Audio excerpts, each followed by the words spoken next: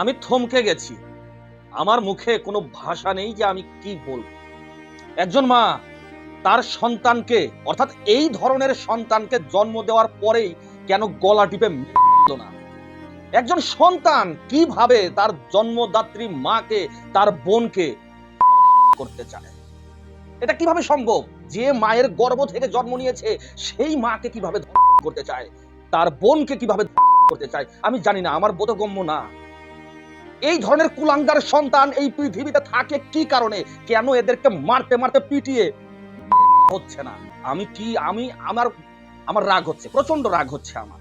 এই ধরনের সন্তানকে দেখুন, এই ভিডিওর সত্যতা আমি ব্যক্তিগতভাবে যাচাই করিনি। এই ভিডিওর কিছু কথা আগে আপনারা শুনুন, তারপরে আমি আসছি।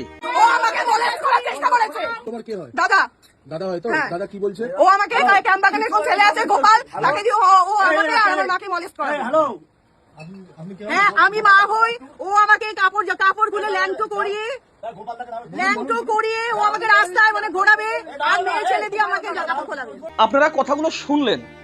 একজন মা কত কষ্ট, বুকে কত যন্ত্রণা নিয়ে বলছে এই কথাগুলো। একজন বোন কত যন্ত্রণা, কত কষ্ট নিয়ে এই কথাগুলো বলছে। আর এই মাতাল, এই জঘন্য মাতাল ছেলেটা কিভাবে শুয়ে মুখে মুখে তর্ক করছে। যারা অভদ্র, যারা অশিক্ষিত, যারা গণ্ড মূর্খ, যাদের চরিত্র ঠিক নেই, যারা কীট পতঙ্গ, তাদের দ্বারাই এই ধরনের কাজ সম্ভব। আমি পাগল হয়ে গেছি আজকে। এই কি বলবো, আমার বন্ধুরা ভিডিও শেয়ার করুন। এই মাতালের একটা উপযুক্ত শাস্তি হওয়া অবশ্যই প্রয়োজন।